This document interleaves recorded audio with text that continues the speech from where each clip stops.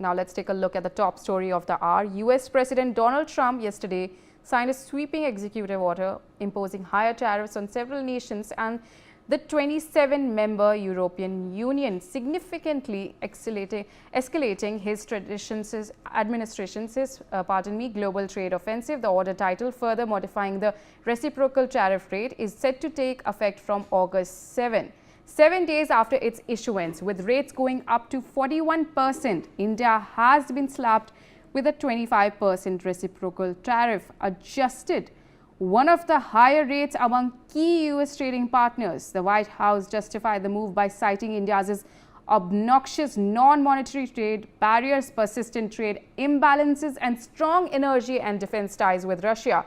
We have Economist Mitali Nikore on the broadcast with us, and we are going to try to break down all the details and the impact on all major economies of the latest rounds of tariffs, including countries' deals have already been struck with. But I'll be going over to the big wall over there before we get back to our guest, Mitali, to take a look at exactly what are the impact on these major economies amid the ongoing Trump tariff war that we have been seeing. That is a major flashpoint amid the ongoing tariff war that we have seen. Firstly, let's take a look at India.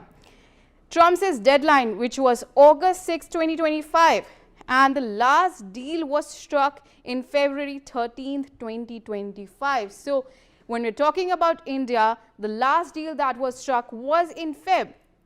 And again, when we're talking about India, the terms of last deal include a roadmap laid to negotiate bilateral trade agreement. So that's the impact on India. When we're talking about India, of course, those are the details that are emerging, and latest scenario is India to be subject to tariffs of 25% on all exports to USA. So that's the current situation right now, 25% tariffs on India.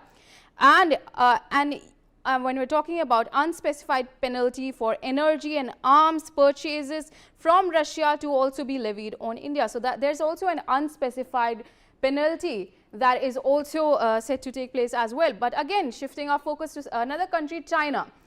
Trump's deadline was August 12th, 2025. Now the last deal was struck in May 12, 2025. So when we're talking about China, that's the details that are coming in. The terms of last deal were US tariff on Chinese exports, and that was 30%, 10% baseline plus 20% fentanyl tariffs as well. So that is the terms of last deals when we're talking about China. And again, talking about the terms of last deal, there's a Chinese tariffs on US exports, which stands at 10%. That was the when we're talking about the last deal that was struck. And China to allow export of controlled goods, rare earth minerals. So that was the term of the last deal. Again, when we're taking a look at another country, that is Canada. The Trump's deadline was August 1st, 2025. The last deal that was struck was December 10th, 2019. Again, that's way back in 2019. That was the last deal that was struck. In talking about Canada, the terms of last deal: zero tariffs on most goods traded between USA, Canada, and Mexico. So those were the terms of the last deal between Canada and United States. Again, talking about Canada, 75% of auto content must be made in North America, which is up from 62.5%. So that is the term of the last deal. When we're talking about Canada, impact on major economies that is taking place, that's the term of the last deal. Obviously, the Trump tariff war is something that has been a major flashpoint. We've seen the statement that was given by Piyush Goyal yesterday as well, and now several statements have been released by Marco Rubio and also the White House press secretary as well. And the latest scenario right now is Canada to pay a 35% tariff on all exports not covered under the US, Mexico, Canada and Canada agreement. So that's the current scenario. When we talked about earlier the last deal that was struck, now taking a look at the latest scenario when we talk about Canada, the goods have been transferred through third countries subject to 40% levy. So that's the impact on major economies. And when we're talking about Canada, let's take a look at Japan. Trump says deadline was not applicable, and last deal that was struck was July 23rd, 2025, when we're talking about Japan, another major economy. And the terms of latest deal were Japan to be charged a 15% tariff on all exports to USA.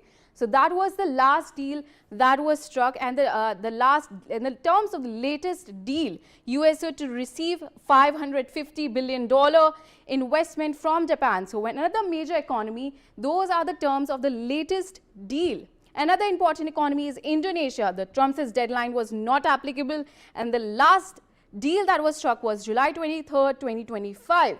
Another economy, Indonesia, terms of latest deal was US tariffs on Indonesian goods reduced to 19%, down from 32%. So another economy that impact that we have seen, the terms of latest deal was Indonesia to scrap non-tariff barriers affecting US firms and eliminate tariffs on 99% of US goods. So that's Indonesia. Let's take a look at EU as well. Trump's deadline was not applicable, and the last deal struck was July 23rd, 2025, which is very latest. And again, the terms of the latest deal were most EU exports to the US now subject to a 15% flat tariff, down from 30%. So that's EU. Again, a very important terms of the latest deal that have been struck. Steel and aluminum tariffs remain pegged, and automobiles tariffs were cut from 27 to 30% to 15%. Those are the terms of the latest deal when we talk about European Union as well as Trump. These are the details that are emerging in terms of the impact on major economies. So again, US goods entering the EU, including cars, face zero tariffs. So that's the term of the latest deal. Pledged to purchase $750 billion in US energy products by 2028. Again, so those are the details that are emerging. Mitali